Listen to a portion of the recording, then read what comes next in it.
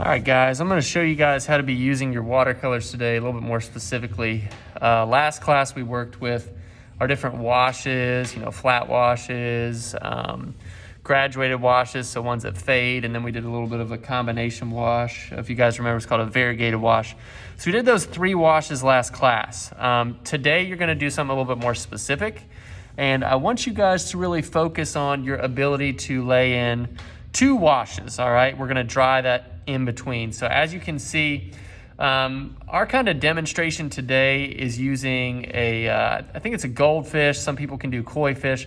Find something that's similar to this, that's only going to take you about an hour to actually paint. Nothing big, you don't have to be too fancy with it. Now, you're going to need a few things. So last week you should have gotten these, whether it was in person or whether it was, on our pickup day last Friday. If you don't have a watercolor pack, you need to get one, or you need to come by the school and set up a time where you can get one from me. In the watercolor pack, you guys should already know, you're gonna have all of these colors, all right? And the most important thing is to be using your tray over here to mix those colors. You don't wanna contaminate, for instance, the blue into the yellow or the brown into the green, and you're gonna ruin your colors. So if you need to be mixing colors, mix them over on this side. You're also gonna need, a cup of water, paper towel. If you need a hair dryer, you can use that as well. That's great to use to dry in between your layers, okay? As you can see, I'm just demonstrating on the sketchbook paper. It's gonna bleed through slightly, so don't have like a really nice drawing right beneath it. It's okay to leave it on the pad. You don't have to rip it out, but just don't have something really nice right underneath it or it will get it wet, okay? First things first, you can work from the image in our module today of the goldfish. You can search a koi fish.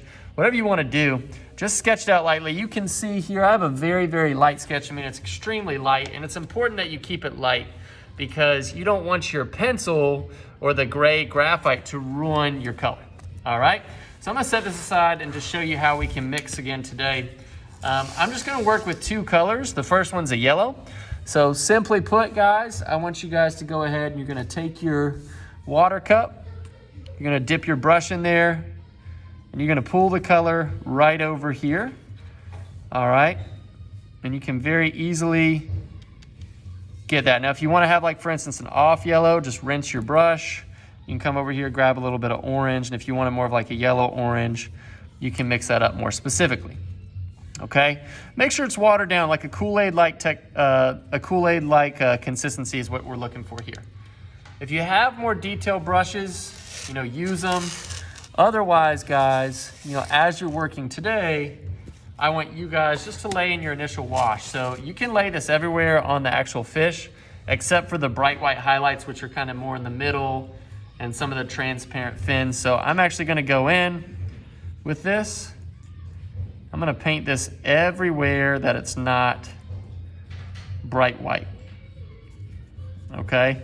And it's gonna look a little sloppy at first, and that's because somewhat of the quality of the paper we have here on this isn't necessarily high quality. It's a sketchbook paper. This is a sketch, this is a practice. All right, so I want you guys to mix this lightest tone first, and you're gonna add it everywhere where it's not white or it's not lighter than the color you're using, all right? Because we're gonna do just a few layers. All right, so I want you guys, and I'm gonna kind of speed this up just because, I want you guys to have more time to work, but I want you guys to spend probably about 10 or 15 minutes just getting this right first, leaving the white highlights alone, all right, and getting your initial layer in. We're gonna eventually put in our next tone, which is gonna be that deeper orange to really start to make it look 3D. So you can see there, I've kind of added some of the early initial layers there, and yeah, it's gonna look a little funky right now. It's definitely gonna look unfinished, but you can see I've left my whitest areas alone so that they can stand out as highlights eventually, okay? Now, I'm gonna set this aside. Here, I have one that's dried, so you can see here, a lot of this is already dried. What I'm gonna do now is I'm gonna mix up my next color, which is gonna be that kind of darker orange. So again, cleaning your brush, making sure that if you're using new colors, you have a nice clean brush to work from. And I'm gonna very simply use more of the orange here. I might even mix up a few colors. So I'm gonna use my orange here. I'm gonna make this one kind of a yellow orange, and I'm gonna make this one a slightly more of a red orange. So I'm gonna pull in into two of these compartments right here, two different colors. Clean my brush. So I know here I want a yellow orange, so I'm gonna grab my yellow. I'm gonna mix this here for my yellow orange. Maybe add a little bit more water so it's not too thick. Okay. And then here I'm gonna take my red. As you can see, I'm cleaning the colors in between. I'm gonna mix that in here to get more of that reddish orange tint. Okay? All right, so now what I'm gonna do is after you spent your first 15 minutes adding your lightest tones, you can begin to add in your details. All right, so as you can see, I have this middle orange. I'm gonna start to add these into the areas where I can see that it's got a bit more of a shadow. You can just go right over top of what you have. Just don't go over top of your lightest sections, all right? Because watercolor, you build from light to dark, all right? And you can kind of see I'm gradually adding that in there. Top of the fish there. Pop a few of these.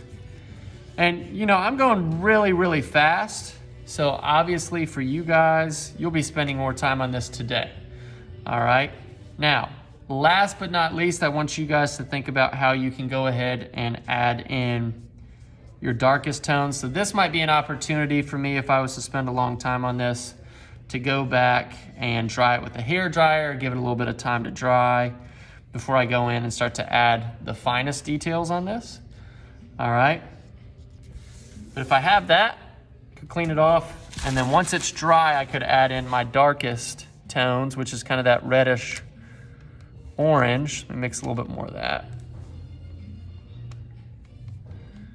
Okay, I got that there. I could go in and really start to pop some of the sections that are the darkest, okay?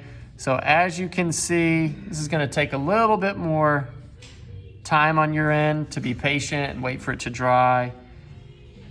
The brush, guys, also is not a super fine brush. All right, so if you have finer tip brushes, you know, obviously you can work with those. I'm working with your brush because I want you to see that, you know, it is difficult. You know, this brush is not very, very fine tipped, so it is not going to be able to get the same level of detail. All right.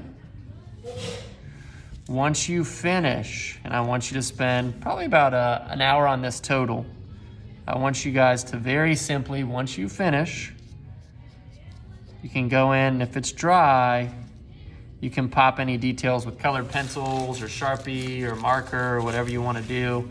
Probably wouldn't use pencil, but you know, if I had a colored pencil or something like that, I could go in, I could pop some of these details if I wanted to towards the end. Okay, so simply put, guys, this is an experiment. It doesn't need to be a, you know, real masterpiece. Spend about an hour, follow the steps, and if you guys need any help, just let me know.